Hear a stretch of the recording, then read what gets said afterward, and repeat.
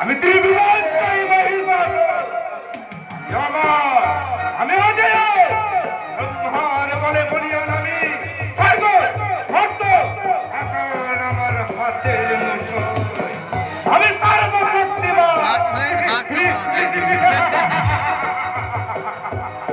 ব্রহ্মারে বলে অপরাজের দুর্দর্শ দৈত্যরাজ ঐশ্বরের প্রবল পরাক্রমে দেবতারা স্বর্গের অধিকার হারালে অসুর প্রতি অত্যাচারে দেবলোক বিষাদ ব্যথায় আক্রান্ত হয়ে উঠল। স্বর্গচ্যুত দেবতারা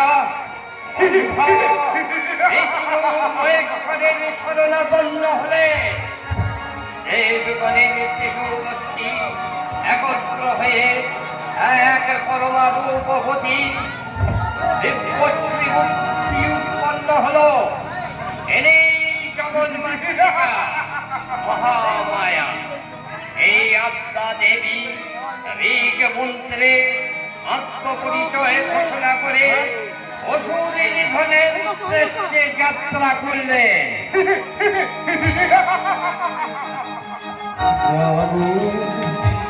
তুমি যাবে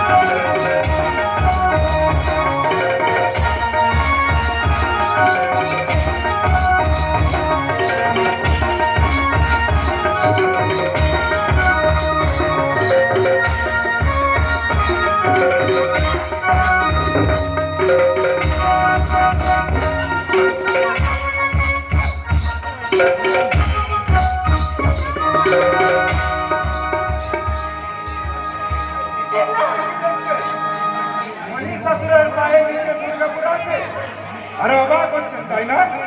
অবাক হবেন না, অবাক এটা কলিযুগ। তাই এই যুগে দুর্গার হাতে মহিষাসুরের মরে না। তাই তো এই যুগের দুর্গার সর্বত্রিগুণ এই অধর্মের পূজায় মহিষাসুরের পুত্রভেদ করে তাকে ঘর করতে পারে না। বরং এই মহিষাসুরের কামনার অস্ত্রের পরিভয় আজকের এই কলির দুর্গা অসহায়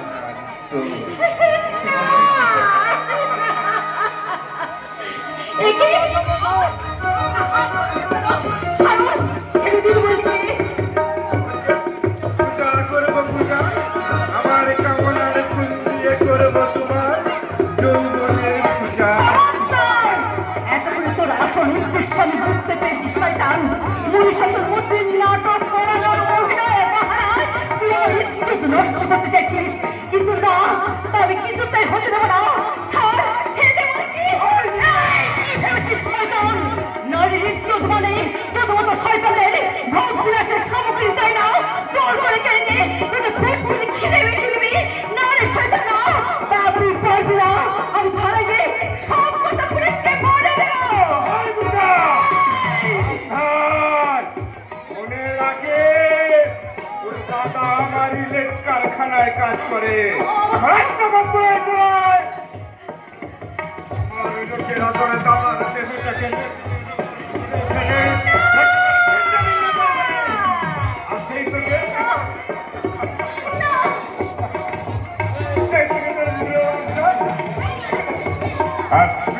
করে মরবে।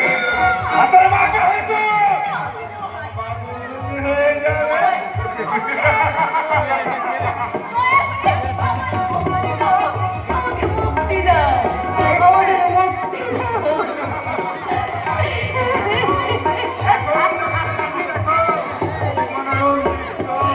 এই গরিব কাপুরের পদতলে বসে মুক্তি ভিক্ষা চায় আজকের কলির দুর্গা।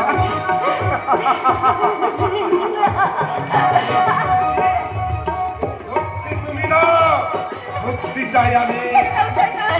আমাদের ছেড়ে দাও। আমার বাসনার মুক্তি, আমার ভোগ সাধনার মুক্তি। মুক্তি দাও।